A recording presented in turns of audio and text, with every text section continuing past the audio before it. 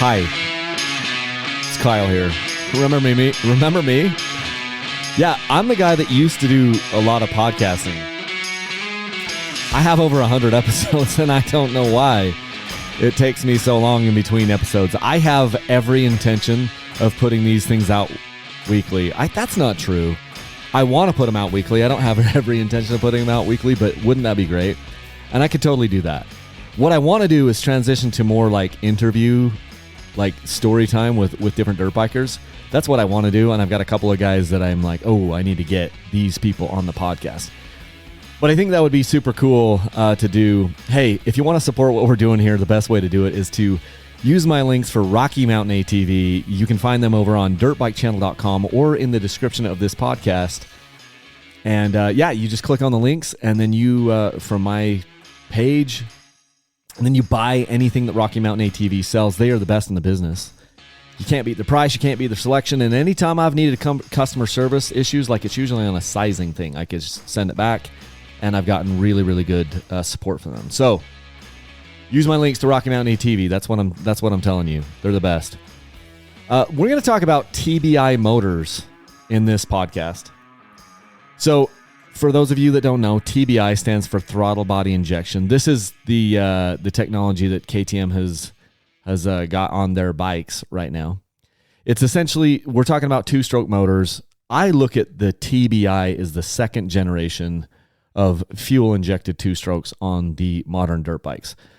So as you know, a little history lesson, back in around 2018, KTM introduced their TPI, throttle or transfer port injection, for their motorcycles, and they rolled it out in 2018 and 2019. And we've been using that on all the big bore two-strokes ever since, really. And what I realized over the years is that with these TPI motors, transfer port injection motors, there was some tuning required. So it wasn't, some of the bikes ran perfect right out of the gate, and others didn't. A lot of the bikes had some hanging idle issues. They ran very lean, which is what I'm talking about, is a lean fueled air mixture.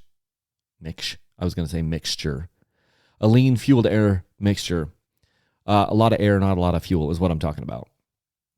And so that had some, like the bikes ran pretty well, but some of them were a little too lean. And then the hanging idle issue would happen because the bikes would get hot, and then they would become very fuel lean.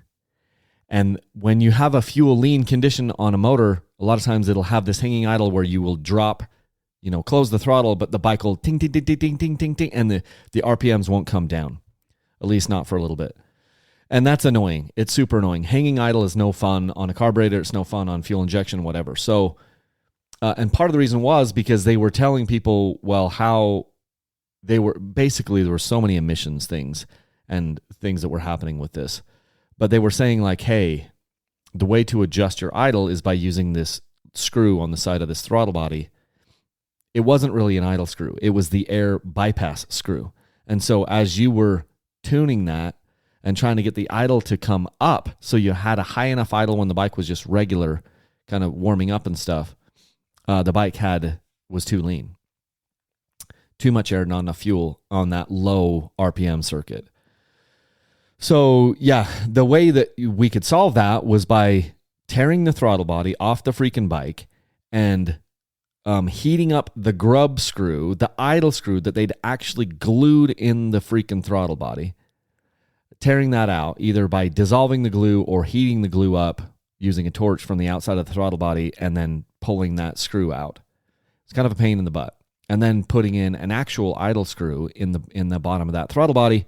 And then you were able to adjust idle independent of that air bypass screw. And so then I would use the air bypass screw then as kind of like an air screw, similar to what you would have on a carbureted bike. And I was adjusting them and getting them to kind of run how I wanted them to run off idle and kind of up as you get into the lower parts of the RPM curve or whatever.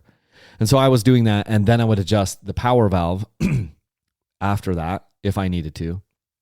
And so all of this took around an hour, of the first time. Well, putting the idle screw in is more than an hour, especially the first time you've done it. But then once you get out on the bike, then you're doing some tuning on the first couple of rides. And I had these bikes running really, really good. I could make them run really good. I'm not a hater of the TPI system. It was really good, especially if you took a little bit of time to adjust it, right? Well, then in 2020, I guess it was the 2023 model years, they came, at least on the XC bikes and the SX bike, the SX 250SX. They unveiled the throttle body fuel injection, which was a different deal. So now they're injecting the fuel through the throttle body instead of the transfer ports, and it's actually good. It's really, really good. And on those XC bikes in 23 and 24, they were premix bikes, where you were premixing the fuel or premixing the oil in the fuel, and then it's just injecting it down into the throttle body and going through just like it's almost like throwing it in just like where it is on a carburetor. Because on a carburetor, you're injecting the fuel into the carburetor and injecting. That's the wrong term, but like the fuel is coming into the carburetor and then going into the intake of the bike through the intake ports. And that's what's happening with throttle body fuel injection. Is it's like you're putting in that throttle body there, which is kind of playing the same role as what the carburetor does on a carbureted bike. And it's actually been really, really good. And then in addition to that, they have the electronic power valve that is there. Instead of the older power valves that we had on all the KTM motors for like the entire time I've been paying attention, and maybe 25, 30 years, there was a power valve that would open up based on the RPM of the bike and these springs that were in there, like giving pressure against the power valve to keep it closed.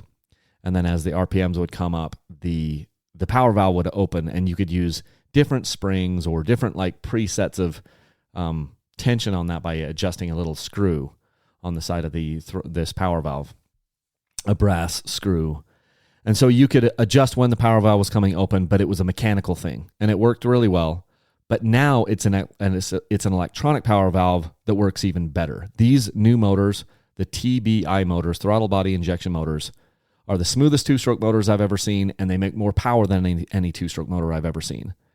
But then here's an interesting part of that too, is because KTM then has decided to map them a lot differently between the XCs and the XCWs. So then in 2024, the XCW got the throttle body fuel injection, and it has been mapped much, much differently than the XCs. And at first, when I was riding the W model, I was like, dang, where's the power? Because if you've been on an XC, it's like a fire-breathing dragon now. They're more powerful than ever. They run hotter than ever. And if you're out in the desert, that's really, really cool. If you're in hard enduro situations or situations where there's low traction, it's not as cool because it just lights the rear tire up. And it's on a frame. These 23 XCs and 24 XCs and 24 XCWs, the frame and everything has been biased more to the front wheel. And so I have a much harder time getting traction anyway to the rear wheel. And then if you talk about the XC bikes, the dang thing runs so hot and so aggressive, the traction can be a definite issue if you're in slick stuff, if you're in rocky, loose stuff, hill climbs and things. It hasn't been as good of a hill climb bike for me, not in any way. I mean, if you can get a head of steam on you, then yeah, it's fine. But if you have to slow down, or if traction becomes an issue, then oh my gosh, then it isn't as fun. But because of the way that they have mapped these motors very differently, where the XCW model is mapped more mellow, and it's mapped more for traction, that's been really, really good. They've never been, as I've been paying attention to this, ever since 2012, I've had every model, well, not every model, but I've had every year, I've at least had 1 or 2 or 3 KTMs of every model year. The only one that I would say I didn't have one was 2016. But at that time, because I'd had a 20, I guess I didn't have the only model year that I can think of that I didn't have one was a 2016. I had a 2015. And then 16, nothing happened. And then 17, a bunch of changes happened. But there's been a lot of changes that have happened over the years that I've been paying attention to this. But typically speaking, in the past, the XC and the XCW, as far as the motor mappings, I couldn't tell any difference in the way that they were mapped. Some people would say the XC has always been a little bit hotter mapping, And maybe it has, but I couldn't tell on the bike. Like there's a difference between, I mean, it's one thing for the company to say like, oh, it's mapped more aggressively on the XC than it is on the XCW. It's one thing to say that, but if I can't feel it in purpose, like I've gone back to back with these bikes a lot, 250s, 300s, 125s, and I couldn't tell the difference in the mapping between the XC and XCW, but you can now. Definitely in 2024, it's a big difference in mapping, okay? So the XC is a fire-breathing dragon. Holy crap. And I've actually had my 300XC out at the track a couple times with my son in the last month or so, and that's actually super fun. It just has so much power, and it's just like right there in your face and whatever. And so it worked. It actually has worked pretty well in motocross.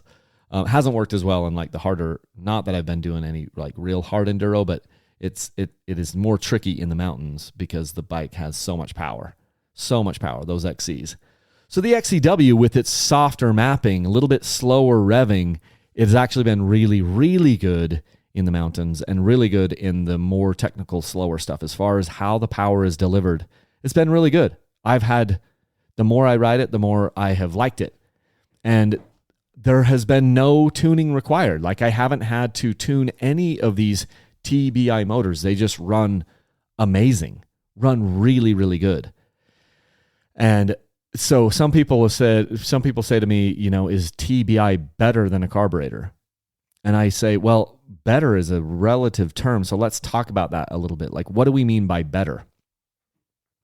It's definitely more TBI. The throttle body is more complex, but you don't have to tune it. So with the carburetor, there are some advantages to carburetors because there's very few electronics involved on a bike that has no. But they still do have electronics. Like we can't say that the bikes don't have any electronics even on the carbureted bikes because they still have those ECUs, electronic control units, where they are using a computer to figure out how to make the bike go as far as like the ignition. So it's not like if you have like a 2017 KTM that has a carburetor or something like that, or even a 2019 250XC that was carbureted, it's not like the bike doesn't have any electronics. It just has less electronics. Now you have more electronics with the throttle body, fuel injection, and the TPI, and you've got a fuel pump, which is another failure point. So it adds some other additional failure points, but I've never had a fuel pump go out. I've never had an oil pump go out on any of these bikes. I've never had a starter go out. So we do have a lot of different there are failure points on these motorcycles that didn't exist in the past, but also there are some advantages to it because I don't like kickstarting a bike. So I'd rather have that failure point of the electric start. I don't love having to tune the bikes all the time with the carburetors. It was something we were doing and I was okay at it. But I like being able to get a bike and not having to do all that with it. Like I got this 300 XCW hard enduro bike. It's a 24 300 XCW.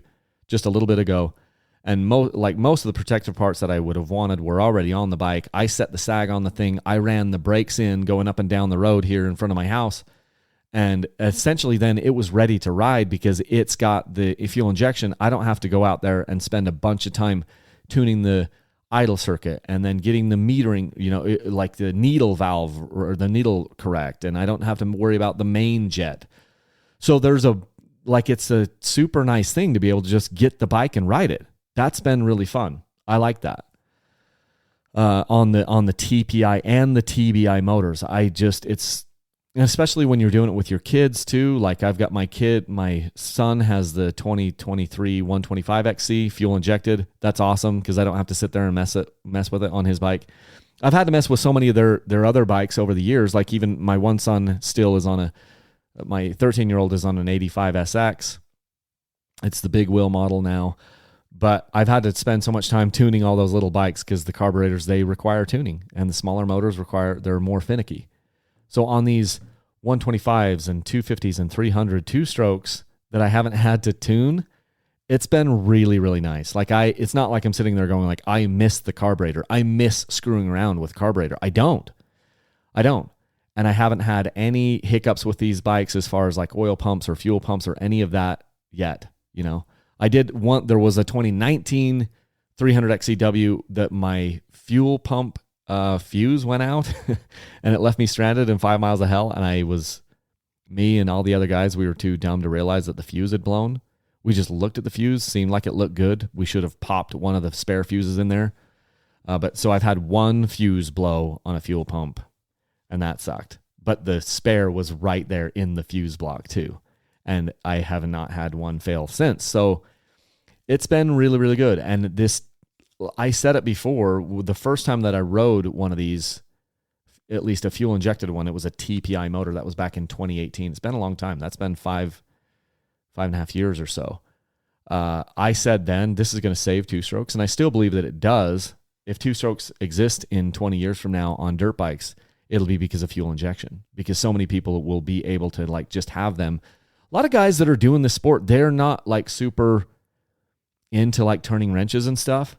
And so many people have steered away from two strokes and gone to four strokes solely because they didn't have to screw around with it and tune it.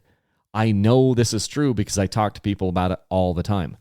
I've had hundreds, if not thousands of conversations with people about this stuff. It's the diehards, the motorcycle purists, the carburetor purists, you know, that have been doing this for a long time. Yeah, they're proud that they know how to tune a carburetor and they are happy with that process and they know how it works. But the people just getting into the sport, it's like it's a barrier, it's another barrier to entry. You know, we already have enough of a barrier to entry in these machines because they're so freaking expensive anyway. And then if you tell somebody who doesn't really know anything about tuning motors, you tell them, oh, you're going to buy this super expensive toy, and then, oh, by the way, it's not going to run good. Right off the bat, you're going to have to like figure out how to tune it or pay someone else to tune it. It's just another barrier to entry that has caused a lot of people to stay out of the sport, or at least to stay away from two strokes, because they were like, I don't know how to make it run. So now you got KTM that comes along and says, we will solve that problem for you. All you have to do is hit the freaking starter button, and this thing's going to be a screaming eagle. That's great. And then also, I think it's great that they have two different versions of it, where the XCW bike is a throttle body injected motor, that second generation, you know, fuel injection, but it's oil injected as well, which means that you're just putting oil in a little reservoir. It's then mixing the oil and the fuel, which means those people can go to a pump and pump gas into that, like just pump gas right into the bike. Because it's another barrier to entry. Some people don't want to mix fuel. They don't want to mix oil and fuel. It's confusing. Like, I understand some of us are sitting there going like, that's the dumbest thing ever.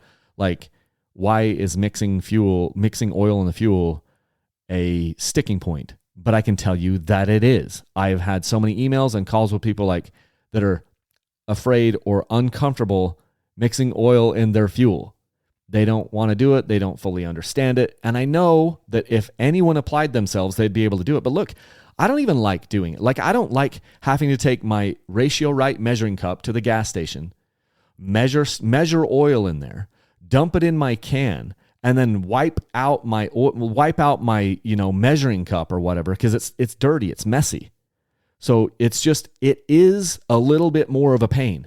I understand it's not a big deal. It's not that big of a deal to you and me, some of the people listening to this, because we're like, it's fun for us. Like, the whole process is fun. But you got to realize there's a bunch of people that isn't fun for them. Mixing oil is not fun for some people. And it is enough of a sticking point where they're like, screw it, I'm not going to get a two-stroke. I don't want to be like mixing oil and all that stuff. I'm just going to get the four-stroke and go. Well, now you're getting some of those people back where you can say, you don't have to mix oil. Just dump a little bit in this oil reservoir. It's super easy. And then the bike will do it for you. And people are going, oh, okay, that sounds really good.